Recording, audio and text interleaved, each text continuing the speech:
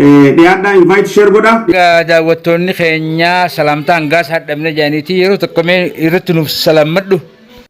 Assalaamu alaikum warahmatullahi wabarakatuh. Obboleeyyan kiyya kaslaama addunyaarra jirtan hundinuu.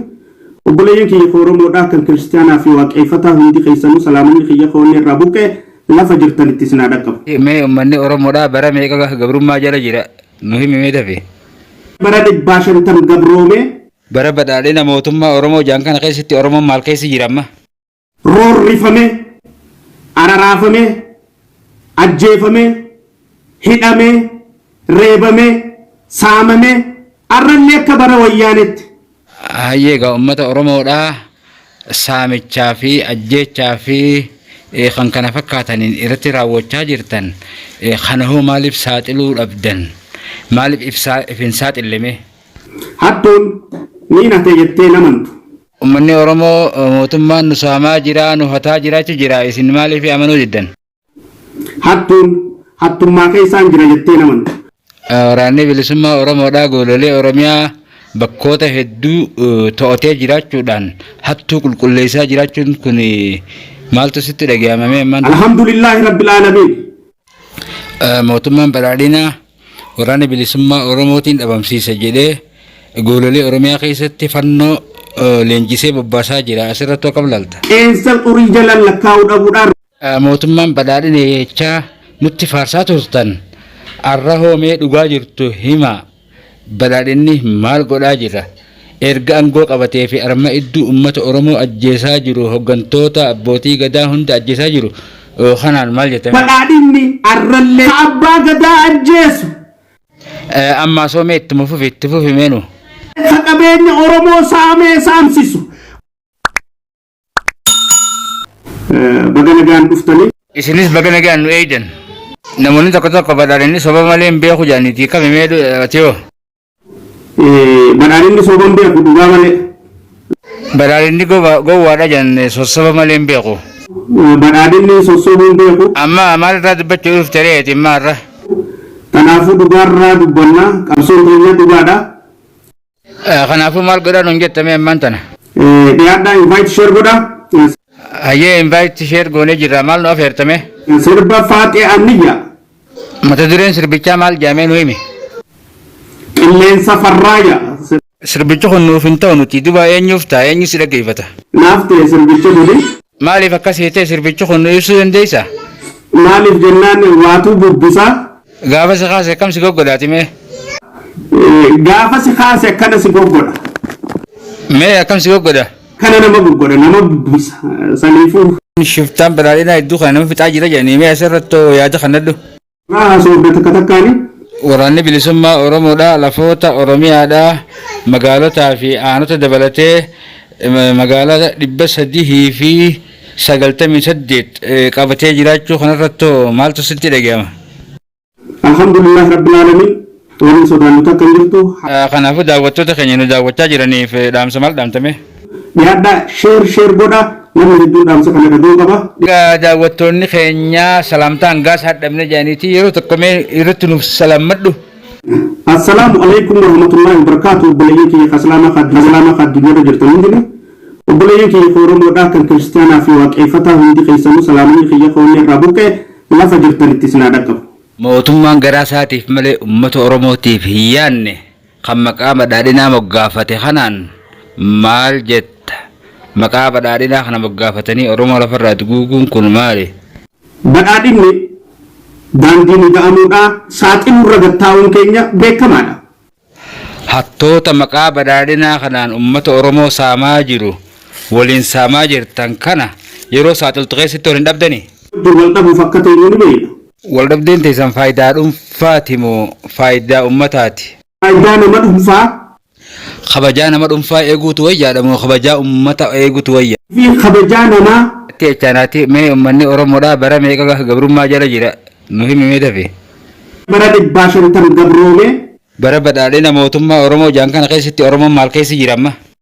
Roorrifame, araraafame, ajjeefame, hidhame, reebame, saamame, arrallee akka bara wayyaanetti.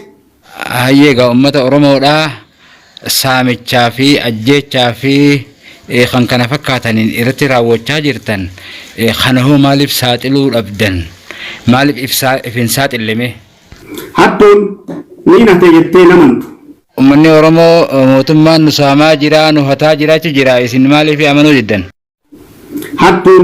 hattummaa keessaan jira jettee namantu waraanni bilisummaa oromoodhaa goololee oromiyaa bakkoota hedduu to'atee jiraachuudhaan hattuu qulqulleessaa jiraachuun kun maaltu sitti dhaga'amame ammaan alhamdulillahi rabbil aalamiin mootummaan badhaadhinaa waraana bilisummaa oromootiin dhabamsiisa jedhee goololee oromiyaa keessatti fannoo leenjisee bobbaasaa jira asirratti akka ilaalta qeensa xurii jalan lakkaa'uu dhabuudhaan mootummaan badhaadhina jechaa nutti faarsaa turtan arra hoomee dhugaa jirtu hima badhaadhinni maal godhaa jira erga aangoo qabatee fi arma idduu ummata oromoo ajjeesaa jiru hoggantoota abbootii gadaa hunda ajjeesaa jiru kanaan maal jettame badhaadhinni arrallee abbaa gadaa ajjeesu amma soomee itti fufi meenu qabeenya oromoo saamee saamsisu ati samma isaanirraa tokkooti duba maal godhaa jirtame abadan ittiin dhiifnu jennee ejjennoodhaan qabsoota nas seennee jirraa jechuudha. Eenyu si beeka akkati qabsootti seentee jirtume hundi keessanuu ni beektan. Akka isin hanarra jirtan ummatni oromootii miti addunyaanuu quba qabdi. Hinannee jedhanii. Anaa fi ati kanaan dura wal ni beeynaa sila. Wal baruu jirraa jechuudha. Si mana haakimaa Kanaadaa keessa dhiiga dhiqu sin beekuwan. Wal arguu jirraa jechuudha. Mee abbootii gadaa karrayyuu mootummaan Abiyyi Ahmad ajjeese saniif maal jettaa alii fi firootan isaaniitiif maal dhaamtame? Abbaa gadaa karrayyuudha. Rabbiin rahmata si haa godhu. Rabbiin jannataan si haa qananeessu. Maatii kee Rabbiin imaanaa sabrii si haa kennu. Ilmaan Oromoo karrayyuu hunda Rabbiin imaanaa sabrii si haa kennu. Ilmaan Oromoo haaqaa dhaabbattan hunda Rabbiin isin haa jajjabeessu. Goonni keessan eenyu mee'ati sila? Botaayyee danda'a. Abbootii gadaa karrayyuu mootummaan biltiginnaa ajjeesuu isaa ibsi bahee jira. Mootummaan naannoolleen ibsa kannee jira jechuudha OBN irratti. Akka mootummaan biltiginnaadha abbootii gadaa ajjeesee jiru addunyaalleen ragaa bahaa jirti uummanni Oromoollee ragaa bahaa jiraati yoo. Qaamota mootummaatiin akka ajjeefamu shakkiin takkaa'uun jirtu jechuudha irratti. Amanamee jira. Hayyeegaa qophii keenya akkuma itti fufee jira waraanni bilisummaa Oromoodhaa iddoo kanaa shiftaa PPdhaa hedduu galaafachuun ni yaadatamaa onoota fi baadiyyaa magaalota hedduu qabachuun ni yaadatamaa asirratti meegaa uummata Oromootiif maal dhaamta? Alhamdulillahi rabbil aalamiin baga rabbii isin gammachiise. Hayyeegaa hooggantoonni adda bilisummaa Oromoodhaa badii tokko malee mana hidhaa keessatti hiraarfamaa jiran saniin maal jettame? Warra dhugaaf qabsaa'e warra haqaaf qabsaa'e waraana bilisummaa Oromoodhaa baha Oromiyaa keessaa finnee jirra jette amma kunoo finfinnee handhuura Oromiyaa keessa jala jiraniiti akkam jettame maanta? Baga rabbiin isin injifachiise. Amma soo kam jettame? Warra namaaf sodaachuurra Rabbi sodaachuudhaaf qabsootan. Mee dubbii abbootii gadaa Oromoo tana laayyotti waan laalamtuu miti meetti nu deebi. Abbaa gadaa Oromoota hundaati. Hayya ajjechaa abbootii gadaa karrayyuu kanarratti mee maal jetta ati yaada qabda? Abbaan gadaa karrayyuu jiila isaatii hojii ajjeefamuun Oromoon hundi ajjeefamuudhatti fudhanna. Hayya aktiivistoota biltiginnaadhaa warreen garaaf qabsaa'an biyya alaa warreen akka sheekaman buttaatii fi warreen kana fakkaatan warreen biyya keessa jiraniif maal dhaamta? Warreen aktiivistoota biyya alaa jirtan akka sheekaa buttaa warreen biyya keessa jirtan akka abbaa seenaadha akka Maamad Jamaal Ahmad warreen irra ciccitan. Abbaa gadaa nyaatee isin dhiisaa sila? Hin amanin tan aniif kanneetiin dubbachuu jira. Fidaa bahuudhaaf nifta kannee dubbachuu jira an sodaan qabu. Sodaanyu qabdare. Sodaa Rabbii malee. Erga sodaa Rabbii qabaatte dibatti Rabbitti ni amantaa amma? Qabsoo badhaadhinattis dhugaaniin amana. Erga sodaattu Rabbi taate akkatti amantus Rabbi ta'uu qabare. Muummicha ministeeraa kiyyatti dhugaaniin amana. Ammaasoo Akkuma isaa ida'amutti dhugaanii namana. Akkas sanaan ati xawalwalledha amantii takkaa'uu hin qabdu. Diinni keetoo eenyume?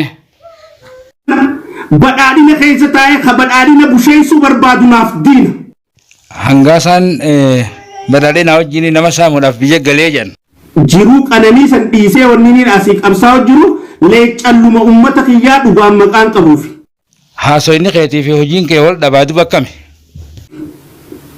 Mindaa biyya tanaati jechaa miti kan hin taa'u jiru. Warri si beeku anaa fi hangi tokko warri si beeku hangaasaan mana haakimaa Kaanadaa keessa dhiiga dhiqaa jedhan amaliyyaa keessa. Nama biyya alaati as na fidin qabuun. Hangaasaan nama iftuulu nama ifdhaaduu jedhan. Ifdhaaduun barbaadu. Badhaadhinni kun kan uummataati moo keessani? Dhaaba keenya badhaadhinni. Hangaasaan badhaadhina hin fedhu jedhaniiti badhaadhina hin jaalatta? Ni jaalanna. Amma isin miseensa badhaadhina jechuudha? Miseensa nuti. Hangaasaan hoggansa jedhanii kamii dhugaadha? Hoggansa nuti. Hangaasaan xawalwaleedha jedhanii dhugaadha? Doktor Hangaasa badhaadhinni uummata Oromoo bira dabree ifiifuu wal nyaachaa jira jedhanii kami? Nutu miidhaa hedduu nurra ga'u jira.